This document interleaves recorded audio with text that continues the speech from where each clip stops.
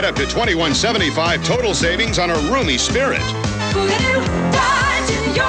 Hefty savings on Dakota, too. Plus, get up to $1,000 cash back on Caravan models and Air at no extra charge.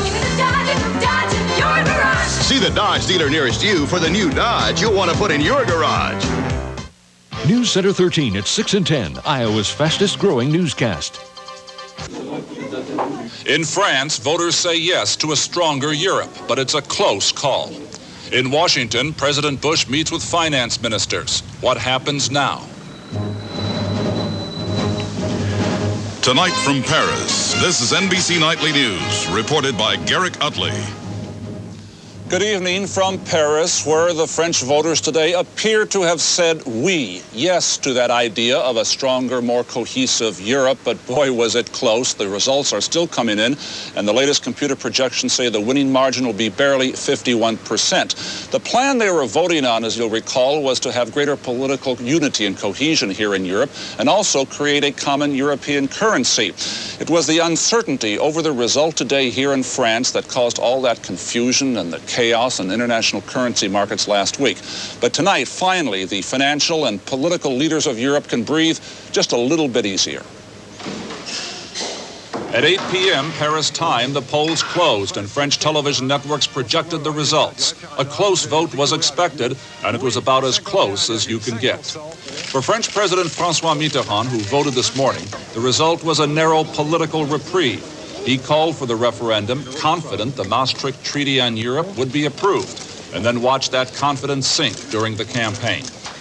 Although opponents of the treaty conceded defeat tonight, the fact is they almost won enough votes to challenge the government's claim of a clear victory. There was a high turnout this Sunday. 70% of eligible voters cast their ballots. Many who voted yes said they did so to support the idea of a united Europe, rather than the specifics of the controversial plan their leaders had agreed to. Well, yes, because I think it's a good thing for France and for Europe, and that we need to be even stronger economically and politically. But as they watched the results come in, many French were unhappy. They felt they could be losing something important by giving up more authority to a more powerful Europe. I vote no, because I think in a few years, the French people will lose their nationality. Clearly, the greatest relief tonight came from the leaders of Europe. In Paris, President Mitterrand went on television to say that the vote had secured peace and security in Europe. But in London, Prime Minister John Major understood the vote's message, that many Europeans are unhappy with the way their leaders have been handling Europe's issues. In the light of all that, I propose to call a special European Council of Heads of Government in early October to consider those issues. In the light of the outcome of that council, the community can decide how to proceed in a way that carries the support of member states right the way across the community. And perhaps no one was following the results more closely this day than international currency traders and money speculators around the world glued to their computer screens. They'll cast their vote on what all this means when markets open tomorrow morning. And in Washington, President Bush held an extraordinary meeting today with the finance ministers of the world's leading industrialized nations. Our chief economics correspondent, Irving R. Levine, is at the White House. Irving?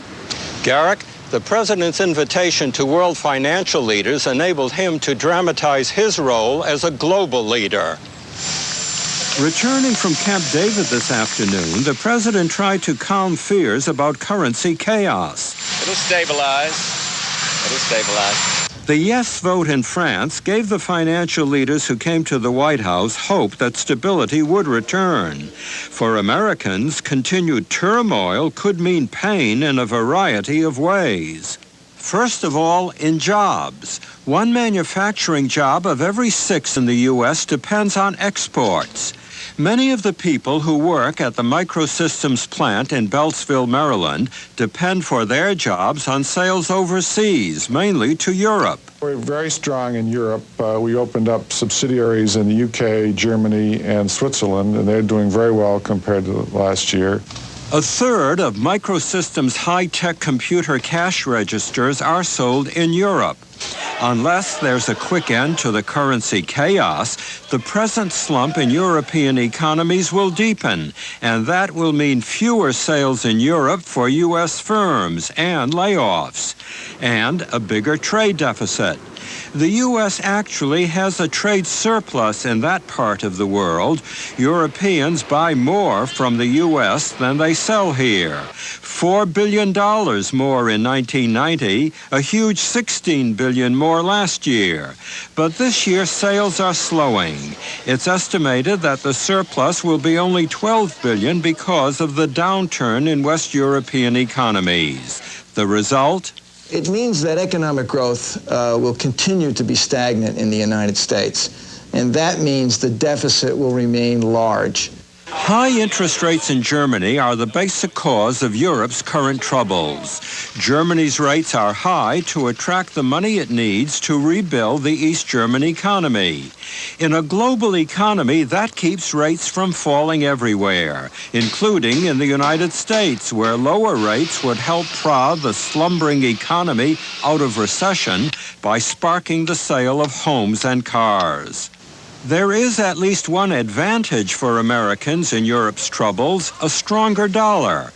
The instability in Europe's currencies makes the dollar more valuable and reduces costs for American tourists overseas. In meeting with financial leaders today, the president was trying to calm financial markets. Beyond that, there's little the president can do beyond watch the money markets tomorrow and keep his fingers crossed. Garrick? Thank you, Irving. Precisely that, because what the leaders there were trying to do is what leaders here are trying to do in Europe, convince everyone that they do have things under control. And yet the fact that the vote was so close here today, nearly half the people voting against the referendum, shows that many people are not prepared to follow their leaders. Tonight, I talked with Bernard Kouchner, a senior member of the French government, about what the vote here meant. It is not a victory for somebody, and it is not a defeat for the other one or the others. This is the victory for Europe. This is the victory for union. That is to say that Europe must prove tomorrow, more than before, that this is not an oppressive union. The union must convince the people who voted no. What does this mean beyond the borders of France, throughout Europe, where many Europeans are going to look at the result and say, hey, this was such a small margin of victory? Yes, but you know, before, it was not a victory. It was the idea that all that European country used to fight each other, used to be, floating in a bloodbath, and etc., since centuries and centuries. So now this is the building of a new Europe since only 40 years. One of the key issues that arose here was this division between the leaders, yes, the establishment, the elite of Europe, and the common person. But there's a problem there. There is no common person. Those who were in charge of politics proposed a sort of dream, an ideal to the people. They were very far from the people, that's true. And now we must be altogether closer to the people. But that is completely true. But now? But now we have to think about our fathers. At the end of the Second World War, it was impossible to believe that we will build one of these days a common German-French army. We are starting that. So the future is political union, yes, as well as the economic union, which already exists. Exists, yes, the beginning of, yes. Thank you. Bernard Kouchner tonight here in Paris, Europe, a work still in progress. I'll be back a little later in the program with some thoughts about what happened here in France today and what it means for us in the United States. But Deborah Roberts is standing by in New York with the rest of the news. Deborah? Thanks, Garrick. In this country, the big story is the election to come. In a moment, presidential politics. And on Focus, cutting medical costs. Robert Bazell on a new way to help patients decide by computer if surgery is really necessary. This is one way to cut some fat from your family's diet. This is a whole new way. Introducing new Promise Ultra, the spread that's the absolute lowest in fat of any leading brand. That's right. Promise Ultra is the lowest in fat. Plus, it has 65% fewer calories than margarine and a light, delicate taste. So cut some fat from your family's diet a whole new way with Promise Ultra. Get heart smart. A recent university study confirms something that has millions of asthma sufferers breathing easier. Clinical tests showed Primatene tablets helped keep asthma sufferers breathing freely for hours. Primatene tablets, with the asthma reliever doctors recommend. Doctors know there's a flaw in eggs. They're high in cholesterol, and diets high in cholesterol and fat can contribute to heart disease. Fleischmann's Egg Beaters are 99% real egg with 0 cholesterol and 0 fat. Egg Beaters, eggs without the flaw. Politics today. Vice President Quayle, in an appearance on NBC's Meet the Press, denied new reports that strings were pulled to get him into the Indiana National Guard so he would not be drafted and possibly sent to Vietnam. Bill Clinton, saying his draft history is a non-issue, was campaigning today in the battleground state of Michigan. John Dancy is with the Clinton campaign. These people are the key to victory in the Midwest. And what are they talking about? Economy and jobs. Well, jobs, of course. Right now, the economy. Today, Bill Clinton took the campaign to them. Normally, Democratic Macomb County, Michigan, went for George Bush 4 years ago by 63,000 votes. To have any chance of winning Michigan, Clinton has to win back these so-called Reagan Democrats. We tried it their way for 12 years. It does not work, and it's time for a change. Mount Clemens, Michigan, a friendly town. How's Nora? Pretty good. Good. Walk the farmers market here and you get a good idea what concerns people. The draft issue? Not the draft. I don't think the draft has anything to do with the politics. Why are they pushing it all the time like that for? Cecil Shaner voted for George Bush 4 years ago. My dad supported a family of 6 on 80 acres, and I'm farming 150 and working out to make it work. Would he vote for Bush again? I don't know. I guess Bush had his chance. I think we could do better. Everywhere, the economy dominates talk about the election. Unemployment in Michigan is 9%. It was just under 7% when Bush took office. At the Broadway Cafe, that hurts. Steve McDonald worked in the restaurant, then bought it. I know what sales were last summer, and we were probably down 20% this summer as last year. Computer technician Ed Harr voted for Bush 4 years ago, and now? I'm not as much a Clinton supporter as I am wanting to get Bush out of office. Clinton today began running a new ad turning Bush's words against him. The economy continues to grow. July 1992, unemployment is the highest in 8 years. To win Michigan, Clinton must somehow persuade 4% of the Reagan Democrats there to switch their allegiance back to the Democratic Party. John Dancy, NBC News, Chicago. And now overseas to the killing fields of what used to be Yugoslavia. In the 24-hour period ending at 11 this morning, at least 86 more people died in the civil war there. Kate 80 reports from Sarajevo, where death has become a way of life. While peace discussions were in progress in Geneva, the usual place for political discussion in Sarajevo was in flames. Not content with setting the parliament building on fire, the Serbs decided to pound it to death.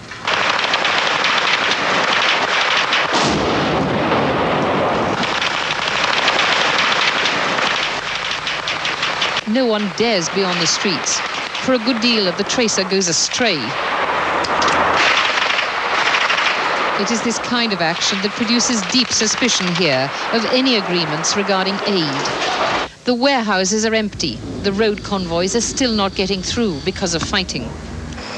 The only flight in over a week brought in UN military personnel and took out President Izetbegovic on his way to the UN in New York.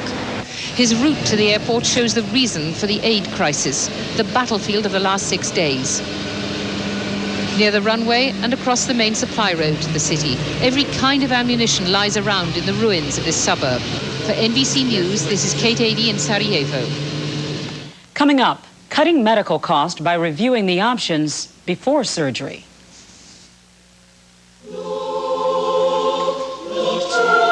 Across this country, more and more people are going someplace new to get well. They're going home. And we're going with them. We're a company called Interim Healthcare. For years, we've provided more nurses for more hospitals than anyone in North America. And now more than ever, we bring all of that experience and dedication home.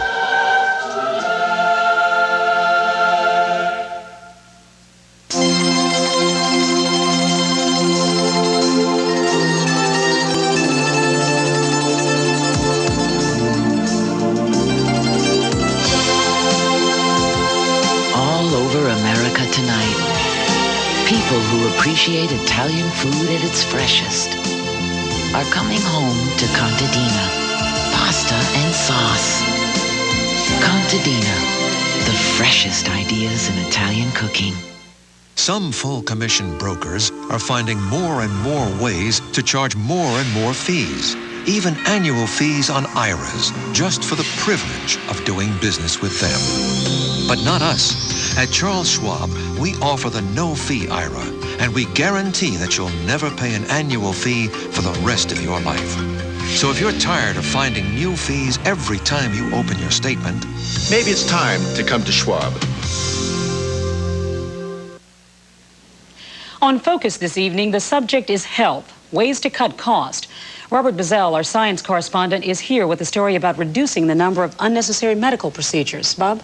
Deborah, the strategy is to give patients more information so they can make better choices. There's plenty of evidence that many medical procedures don't have to be done. Several studies have shown there is an enormous variation in the rates at which doctors perform surgery and other medical procedures. For example, patients with back pain living in the western United States are twice as likely to get surgery as patients in the Northeast. Women with the same symptoms in New Haven are twice as likely to get a hysterectomy as women in Boston. So that suggests that there's a problem with how much the profession knows about what works and what doesn't work for which patients. It also suggests that doctors' opinions about the value of their treatments vary and have a good deal of influence on the choices that are actually made for and with patients. To try to minimize those variations, a group of researchers has developed a series of interactive computer video programs. The idea is that all patients considering a particular medical procedure can get the same information compiled by a panel of experts. Pat Quintal is deciding whether to have surgery for her back pain. Diane Shirley, a researcher at Massachusetts General Hospital, helps her through the program. This program will help you learn more about your back pain and the possible ways to treat it. It begins with basic information about the causes of back pain. The program then details the options, medical treatment without surgery, and the different types of surgery. The surgeon may also have to remove some of the bony parts of the... For each option, the program presents interviews with people who have had successful outcomes. The nightmare was over like that, and I had an incredibly successful surgery and recuperation. It also shows patients who were not satisfied. Didn't work that way. The pain was still there. When the program is almost complete, it tells the patient not to make a decision yet, to think about it and talk to her doctor. Here's the summary. It prints out all the information so the patient can review it. It really took the guesswork out of a lot of things. I came with a lot of questions. Pat is yet to decide what to do. This system has been tested for several years now, and it is about to become widely available to patients across the country, considering many different types of medical options. Deborah? Bob, any chance the system will actually lead to lower medical costs? When the research has been done mostly on men considering prostate surgery for an enlarged prostate, and the research found out that the men who got all the information from this interactive video disc chose surgery half the time. It turns out when patients know all the options, including bad outcomes, they often decide, well, maybe it can wait a year or two, or I'll just take the medicine. Makes a big difference. Yeah. Thanks, Bob. Thank you. We'll be back in a moment with one of the rarest events in all of sports. Domino's Pizza presents Jim Kelly, Warren Moon, Jim Everett, and Bronson Pinchot for Domino's NFL Spectacular. What are these guys into? Piling it on. And if you're into piling it on, get a Domino's Unlimited Topping Pizza, only $8.99. Delivered in 30 minutes or less, guaranteed. Hey, Bronson, go long. Any topping you want, as many as you want. Pile them on. The Domino's Unlimited Topping Medium Pizza, just $8.99. Keep going, Bronson. Nobody knows like Domino's. Hey, guys, I'm open. In 1895, Wilhelm Röntgen discovered X-rays. The following year, Siemens worked closely with him to develop its first X-ray tubes. That was then. This is now. Today, Siemens manufactures imaging technology that helps doctors save lives. And with 35,000 people nationwide, the men and women of Siemens will continue to manufacture ideas that even Professor Röntgen never dreamed of. Siemens, precision thinking. Let's clear the air. Despite what some headache pain relievers may have led you to believe, there's something to relieve pain that almost everyone can take without simple stomach upset. What is it? Genuine Bayer, America's #1 aspirin. For those who use Ecotrin for the relief of the minor aches and pains of arthritis, we've got a flash. You can wait hours for Ecotrin to start working, or with Genuine Bayer, you can wait just minutes. Genuine Bayer aspirin, America's #1 aspirin. This is one way to cut some fat from your family's diet. This is a whole new way. Introducing new Promise Ultra, the spread that's the absolute lowest in fat of any leading brand. That's right. Promise Ultra is the lowest in fat. Plus, it has 65% fewer calories than margarine and a light, delicate taste. So cut some fat from your family's diet a whole new way with Promise Ultra. Get heart smart.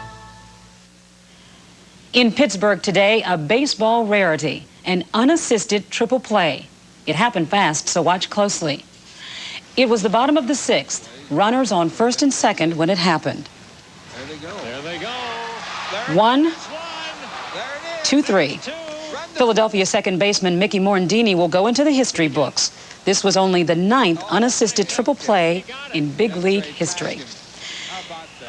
This was the sight this morning at the Kennedy Space Center in Florida as the space shuttle Endeavour came home. There were many firsts. A married couple and a black woman were on the crew. And the mission produced the first tadpoles born in space. Another journey goes on, the first ever balloon race across the Atlantic Ocean. It appears the Belgians will win. Their balloon is now less than 100 miles from Portugal and should cross land sometime tonight. As for the Americans, they're about 400 miles off Portugal, but are being blown southeast toward Africa. As we've seen, there is a new fiscal order taking shape in Europe. In the past week, British currency lost value and unemployment hit 9%. But it doesn't stop there. From London, Rick Davis.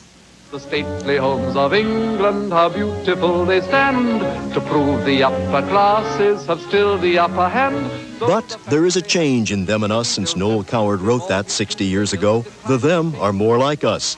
The gentry can't afford the stately homes of England now. Well, the house is being raped, isn't it? It's very, very sad for the house. We'll survive, but the house is going to be completely destroyed. Caroline Colthurst spoke as auctioneers stripped 700 years of history from Pitchford Hall. And the house itself is for sale to pay off debts. It's considered to be the most beautiful black and white private house in England. Even family portraits are on the auction block. Right, we're going to the drawing room. Opening the doors so paying tourists could see Pitchford failed to earn enough to keep it going. Carolyn Colthurst is not alone. This is Brimpton House. It had been in one family for 300 years. My father's problem, certainly my problem, is that this is the house of a rich man, and we have never been rich enough. He, too, opened the doors to tourists. After 18 years, he gave up and sold out. The new owners will close the doors to visitors. But the Bowood estate remains in a family after 220 years, thanks to the efforts of the Earl of Shelburne. There's no way that you can keep a place like this going unless you generate revenue. After 20 years, it's still a struggle. First, there were tourists, then a country club, as part of a golf course, all to support the house and keep it in the family. The Earl believes if England wants to preserve historic homes, owners need tax breaks, or the government will have to take over ownership at the taxpayer's expense. That's my pa, that's my ma. Some gentry show grace in defeat. At the church cemetery, next to the manor Charles Clive Ponsonby Fane lost, there's another bit of family history. These are my roots, and this is where I'm going to end up. You know, it gives you a feeling of confidence, of stability, really. You know where you've come from, you know where you're going to. There's, I don't know, it gives me a feeling of life goes on, really. And he hopes the spirit of Noel Coward goes on. We are proud of the stately homes of England. Rick Davis, NBC News, England. In a moment, we go back to Paris and Garrick Utley.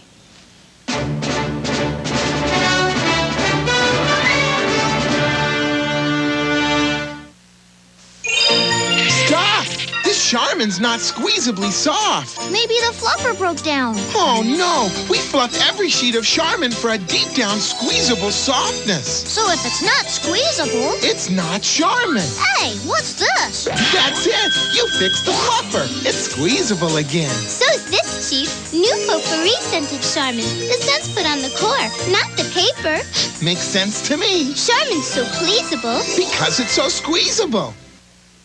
Quality results depend on making the right investments. And at Ford Motor Company, that begins with our employees. We invest over $20 million each month in the continuing education and training of our employees, and they, in turn, teach us new things every day.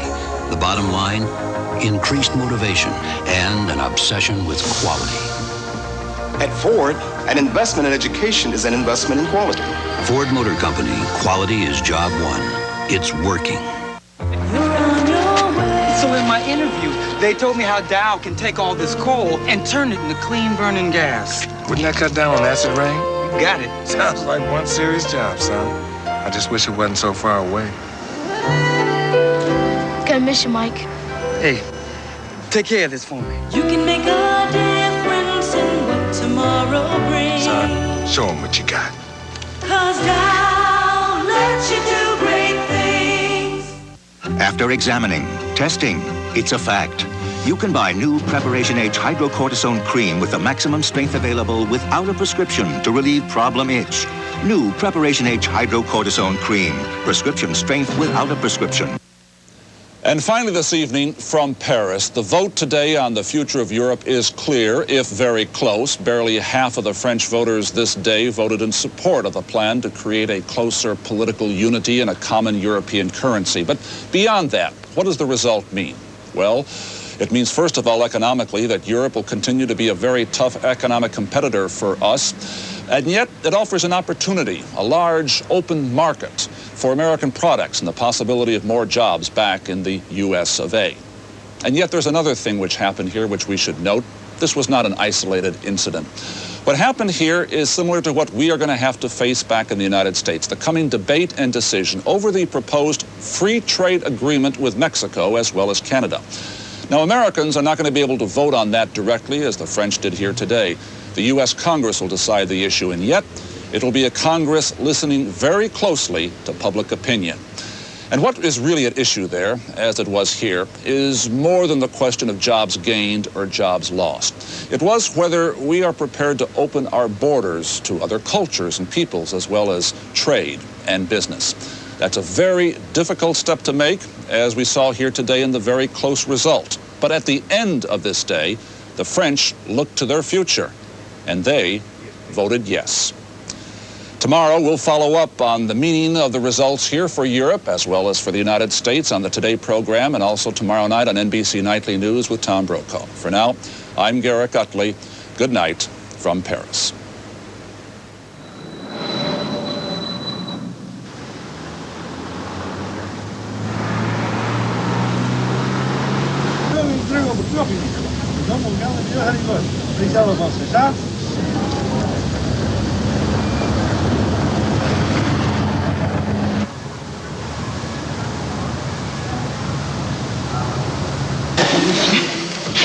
Elle a été...